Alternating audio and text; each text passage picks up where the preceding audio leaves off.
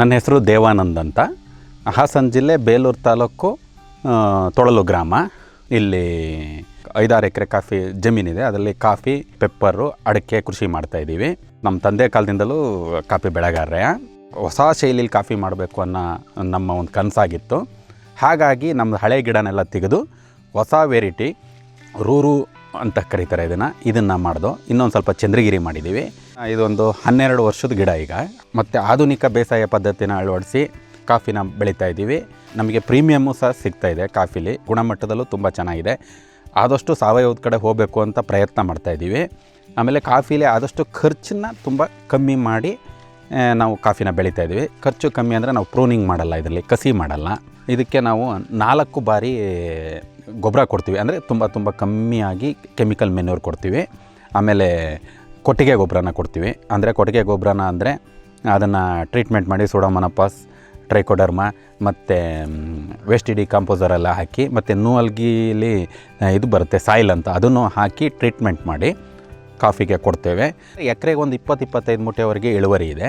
ಈ ಮಟ್ಟಕ್ಕೆ ಕಾರಣ ಹೇಗಾಗ್ತಾ ಬಂತು ಅಂದರೆ, ಕಾಫಿನ ನಾವು ಮಾಡ್ತಾ ಇದ್ದಾಗ ತುಂಬ ಗೊಬ್ಬರ ಕೊಡ್ತಾಯಿದ್ದು, ಮತ್ತು ತುಂಬ ಎಲ್ಲ ಔಷಧಿ ಮೆಡಿಸಿನ್ ಮಾಡ್ತಾಯಿದ್ದು. ಆದರೂ ಏನು, ಒಂದು ವರ್ಷ ಕಾಫಿ ಬರೋದು, ಒಂದು ವರ್ಷ ಸೋತ್ ನಿಲ್ಲೋದು.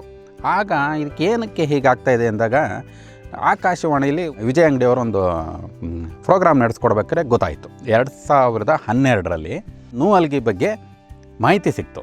ಮಾಹಿತಿ ಸಿಕ್ಕಿದಾಗ ಅದರಲ್ಲಿ ಈ ಆಲ್ ಮೈಕ್ರೋನ್ಯೂಟ್ರಿಯನ್ಸ್ ಅಂದರೆ ಲಘು ಪೋಷಕಾಂಶಗಳನ್ನ ನ್ಯಾನೋ ಸಿಸ್ಟಮಲ್ಲಿ ಇಟ್ಟಿದ್ದಾರೆ. ಸೊ ನಾವು ನೂಲ್ಗಿನ ಕಾಫಿಗೆ ಜೂನ್ ಫಸ್ಟ್ ವೀಕ್, ಅಂದರೆ ಕಾಫಿ ಚಿಗುರು 2 ಬಾರಿ ಬರುತ್ತೆ, ಒಂದು ಸೆಪ್ಟೆಂಬರ್ ಒಂದು ಮತ್ತು ಜೂನ್ ಒಂದು. ಜೂನ್ ಫಸ್ಟು ಆಗ ನಾವು ಈ ಕಾಫಿಗೆ ಏನೋ ಯಾವ್ದಾರ ಕಾಂಟಾಫ್ ಯೂಸ್ ಮಾಡಿದರೆ ಅದರೊಳಗೆ ಹಾಕಿ ಹೊಡಿತೀವಿ. ಸೆಪ್ಟೆಂಬರಲ್ಲೂ ಅಷ್ಟೇ 1 ಲೀಟ್ರಿಗೆ 1 ml ನೂಲ್ಗಿ ದ್ರಾವಣನ ಮಿಕ್ಸ್ ಮಾಡ್ತೀವಿ. ಇನ್ನು ನೂಲ್ಗಿ ಸಾಯಿಲ್ ಅಂತ ಇದೆ, ಅದನ್ನು ಡ್ರಿಪ್ಪಲ್ಲಿ ಕೊಡ್ತೀವಿ. ಮತ್ತು ದನಿನ ಗೊಬ್ಬರ ಟ್ರೀಟ್ಮೆಂಟಿಗೆ ಯೂಸ್ ಮಾಡ್ತೀವಿ. ಅದನ್ನು ವರ್ಷದಲ್ಲಿ 2 ಬಾರಿ ಕೊಡ್ತೀವಿ. ಕೊಡೋಕ್ಕೆ ಶುರು ಮಾಡಿದ್ರಿಂದ ಅಲ್ಲಿಂದ ಇಲ್ಲಿವರೆಗೆ ಗಿಡ ಸೋಲುವುದೇ ಇಲ್ಲ. ಈಗ ಏನು ಅಂದರೆ ಹೋದ ವರ್ಷವೂ ಇದು ನೋಡಿ, ಇದೆ ಈಗ ನಾನು ನಿಂತಿರೋ ಜಾಗದಲ್ಲಿ 20-25 ಬ್ಯಾಗ್ ಬಂದಿದೆ. ಮುಂದಿನ ವರ್ಷವೂ 20-25 ಬ್ಯಾಗ್ ಬರುತ್ತೆ. ಆ ಥರ ಈ ಗಿಡ ಗೆಲುವಾಗಿ ಬಂತು. ಇನ್ನೂ ಅಲ್ಲಿಗೆ ಒಂದು ಬೆಳೆಸಿದ್ರಿಂದ ಏನಾಯಿತು ಅಂದರೆ, ಕೆಲವು ಮೆನ್ಯೂರ್ನೆಲ್ಲ ಕಟ್ ಮಾಡ್ತಾ ಬಂದು, ಮೆನ್ಯೂರ್ ಕಟ್ ಆಗಿದ್ದರಿಂದ ನಮಗೆ ಉಳಿತಾಯ ಆಗ್ತಾ ಬಂತು. ಆಮೇಲೆ ಒಳ್ಳೆ ಕ್ವಾಲಿಟಿ ಕಾಫಿ ಕೊಡೋಕ್ಕಾಯಿತು. ಆಮೇಲೆ ಈಗ ಕೆಮಿಕಲ್ ಮೆನ್ಯೂರ್ನ ಅರ್ಧ ಮಾಡ್ದು, ಗಿಡಗಳು ತುಂಬ ಚೆನ್ನಾಗಿ ಬೆಳವಣಿಗೆ ಆಯಿತು. ಕಾಫಿ ಕರೆಕ್ಟ್ ಟೈಮಿಗೆ ಹಣ್ಣು ಬರುತ್ತೆ. ನಮಗೆಲ್ಲ ಟೋಟಲ್ ಚೆರಿ ಒಂದು ಎಕರೆಯಲ್ಲಿ ಎಲ್ಲ ಪಾರ್ಸ್ಮೆಂಟ್ ಬೇಳೆನೇ ಆಗುತ್ತೆ ಹಣ್ಣಾಗಿ. ಏನು ತುಂಬ ಕಮ್ಮಿ, ಒಂದು 20-25 ಮೂಟೆ ಇದು ಬಂದರೆ ಒಂದು 2 ಮೂಟೆನೂ ಬರಲ್ಲ. ಯಾವುದು ಕಾಫಿ ಚೆರಿ ಅಂದರೆ ಈ ಉಂಡೆಕಾಯಿ ಬರುತ್ತಲ್ಲದು. ಹಾಗೆ ಅತ್ಯುತ್ತಮ ಕೆಲಸ ಮಾಡಿದೆ. ಯಾವುದು ಈ ನೂಲ್ಗಿ ಯೂಸ್ ಮಾಡೋಕ್ಕೆ ಶುರು ಮಾಡಿದ ಮೇಲೆ ಗಿಡಗಳು ಇಲ್ಲೇ ನಮ್ಮ ಮುಂದೆನೇ ಇದೆ, ನಾನೇನು ಅದರ ಬಗ್ಗೆ ಹೇಳೋಂಗಿಲ್ಲ. ಆಮೇಲೆ ಇದನ್ನು ನೋಡಿ, ನಮ್ಮ ತೋಟನೂ ನೋಡಿ ತುಂಬ ಜನ ರೈತರು ನನ್ನ ಹತ್ರನೂ ನೂಲ್ಗಿನ ತಗೊಂಡು ಹೋಗಿ ಬೆಳೆದು ಚೆನ್ನಾಗಾಗಿದೆ ಅಂತ ಹೇಳಿದ್ದಾರೆ. ನಾವೇ ನರ್ಸರಿ, ನಾವೇ ಓನಾಗಿ ಗಿಡನ ಮಾಡಿ ಒಳ್ಳೆ ಬೆಳೆಗಾರರ ಹತ್ರ ಸೀಡ್ಸ್ನ ತರ್ತೀವಿ.